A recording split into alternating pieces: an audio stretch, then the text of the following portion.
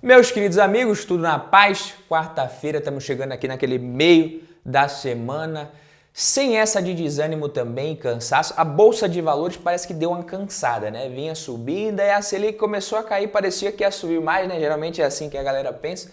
E agora, parou até caindo. O mercado tá todo vapor nos últimos dias aí, a gente tá vendo a queda da Selic na quarta passada. E os resultados das empresas começaram a ser divulgados também. E a gente teve muito resultado bom, muito resultado ruim.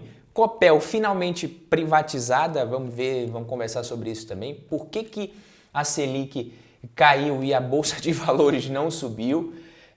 Ao contrário do que a maioria das pessoas geralmente espera. Se a Selic caiu, não era para a Bolsa subir? Esse é um tipo de vídeo que eu não costumo gravar por aqui. Eu gostaria de saber se vocês têm interesse em mais vídeos como esse, com análise de resultado. Eu vou dar uma passada geral aqui no resultado de muitas empresas. A gente vai falar, como eu disse, da privatização da Copel e dos resultados de grandes empresas listadas na Bolsa de Valores, dos problemas que essas empresas estão enfrentando, da situação, do cenário. Vamos ver Renner, Ambev, Klabin, Taesa, várias outras empresas, Gerdau também. Mas antes da gente partir direto para o tema, não custa nada, quem é de casa deixa o like, se você é novo por aqui seja muito bem-vindo, considere-se convidado para se inscrever aqui no Valor em Ação. Copel, que a gente sabe, é uma empresa redondinha, tem bons indicadores, alguns indicadores distorcidos nesse momento por conta dos impactos dos resultados ali recorrentes e não recorrentes. P sobre L, por exemplo, na casa dos 22,09, isso aqui não é algo que você vai falar, a empresa está muito cara, não. Tem coisa não recorrente aqui, mesma coisa, a gente sabe que o ROI também foi impactado, assim como esse ROI aqui de 22,33% era não recorrente, a gente tem também agora a mesma situação. O mesmo vale para o dividend yield, de mais de 20% em 2021, 2022 caiu um pouquinho, agora de 4,25%. A média da empresa nos próximos anos deve ser melhor do que o dividend yield atual. A Copel ela vai deixar de ser controlada pelo governo do Paraná pela bagatela de 4,5 bilhões de reais. Falando aqui de 5,2 bilhões que foram movimentados, uma parte vai para o caixa da Copel e outra parte vai para o governo do estado. Se você for ver, esse valor de 4,5 bilhões que o estado entregou a sua participação, isso é praticamente os dividendos que a empresa recebeu nos últimos 7 anos. Os dividendos que o estado recebeu da sua participação na empresa nos últimos 7 anos. Então, a princípio parece que é muito barato, mas não é, porque também teve muita coisa não recorrente, a empresa se desfazendo de ativos, assim como está acontecendo agora. Então, não dá para falar que o Estado entregou a participação que ele tinha, tem nada a ver. Essa operação também marca a transformação da Copel em uma corporation, que é uma empresa que não tem exatamente um controlador, um acionista controlador.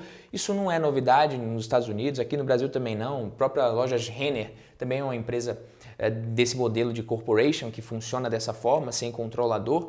Então, isso não é tão anormal. Claro que a operação da Copel também incluiu alguns mecanismos como a limitação de 10% do poder de voto de acionista ou de algum grupo de acionistas, uma cláusula para dificultar também eventuais planos de algum desses acionistas para assumir o controle da empresa e também a criação de uma Golden Share que confere ao Estado do Paraná o poder de veto em alguns assuntos. É mais ou menos no modelo ali, nos moldes da Eletrobras. Agora falando aqui de Klabin. A Klabin apresentou um lucro líquido de 971 milhões de reais e mesmo que essa quantia tenha permanecido quase inalterada na comparação com o segundo TRI de 2022, ficou bem abaixo da expectativa do consenso de mercado, mas o que a gente precisa olhar na Klabin mesmo é geração de caixa. O mercado esperava cerca de 1,4 bilhão, mas quando a gente olha para o EBITDA ajustado, ou LAGIDA, como você queira chamar aí, que é nada mais do que o lucro antes de juros, impostos, depreciação e amortizações, foi de 1,344 bilhão. Uma queda anual de impressionantes 32%. E é óbvio que uma queda dessa aqui no EBITDA, isso chama atenção. A gente teve diminuição na margem EBITDA ajustada também em 8 pontos percentuais, chegando a 31% a margem. Então, segundo a Klabin, essa diminuição, essa queda na lucratividade também foi causada principalmente pela diminuição da receita líquida, que por sua vez foi causada pela queda nas vendas. Então é até bem simples de você entender isso aqui. Vendeu menos, menos receita, menos lucro, impacta tudo, sai todo mundo sendo impactado em cadeia. Quando aumenta também, todo mundo sobe. O problema foi justamente esse. As vendas totalizaram 856 mil toneladas no trimestre, uma queda de 15% na comparação anual e por isso menos lucro. O lado bom é que a gente está vendo que a Klabin ela está conseguindo reduzir o fluxo de caixa para os investimentos, está conseguindo diminuir a sua alavancagem, está seguindo com o seu plano de redução de alavancagem. A empresa que está gerando caixa, que tem muita saúde financeira. Olhando aqui agora para a Taesa, né, que é a segunda empresa que a gente vai ver, divulgou resultados também na quarta-feira passada. Mas antes da gente entrar nos números propriamente ditos, eu tenho certeza que você está interessado mesmo nos dividendos e a empresa, como eu falei, eu fiz um vídeo recentemente falando sobre isso, já tinha comentado aqui com vocês em um vídeo recente. Agosto é um mês que a empresa costuma anunciar distribuir proventos, dessa vez não vai ser diferente, serão 313 milhões entre juros sobre capital próprio e dividendos, o que resulta em mais ou menos 90 centavos por unit, TAE 11, ou 30 centavos por ação, TAE 4 ou TAE 3. Beleza? Então quem tem vai receber isso, vai colocar isso no bolso. Mas falando dos resultados, a Taesa teve um lucro líquido de 220 milhões de reais, de acordo com o critério contábil IFRS, International Financial Reporting Standards, o que representa uma queda violenta de quase 61% em comparação ao mesmo período do ano anterior. Quando a gente olha para o resultado regulatório, que segue os padrões da ANEEL, o resultado da Taesa teve uma alta de quase 74%, 246 milhões. Muito desse resultado também sendo atribuído a projetos que estão entrando em operação. Vamos falar de lojas Renner agora. Outra empresa que divulgou o resultado semana passada foi a Renner, com números realmente bem abaixo e até meio preocupante.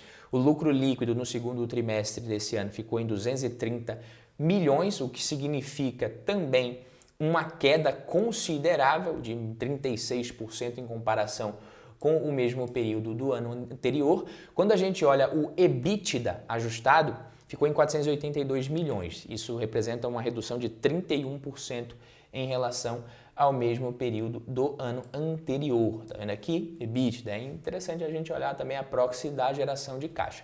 Segundo a Renner, o que foi que aconteceu? Cenário mais desafiador para as vendas, para os varejistas nesse trimestre, principalmente nos meses de abril e maio, com uma melhora em junho que pode indicar que vai melhorar no próximo tri. Outro ponto que a Renner também destacou é que esses números, né, de menos de 36% ali no lucro, esse impacto de 36% no lucro, de 31% no EBITDA, eles estão ruins dessa forma porque a base de comparação com o segundo tri de 2022, ela não é muito boa porque a empresa teve realmente um resultado fora da curva naquele trimestre. Isso a gente consegue ver aqui no Investidor 10. Enquanto nesse segundo tri, o lucro da empresa foi de mais ou menos 230 milhões, o lucro do segundo tri de 2022 foi de 360 milhões. E o lucro do primeiro trimestre desse ano foi de 46 milhões, um lucro horrível também.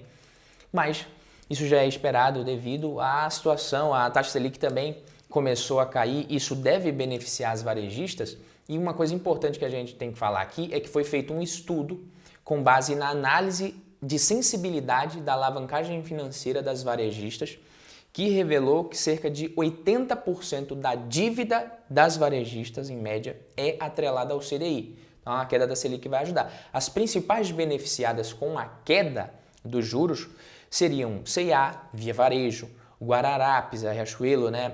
Açaí. Enquanto você pega empresas como lojas Renner, Petz, Vulcabras, estão entre as menos afetadas, as que menos devem se beneficiar também com a queda da Selic, porque tem baixa alavancagem ou até mesmo caixa líquido. Você olha para a Renner, é uma empresa que tem caixa líquido, ela tem dívida líquida negativa. Então, de acordo com essa análise que a XP fez, para cada corte de 1 ponto percentual na Selic, na média, o lucro das varejistas ele tende a crescer 2%.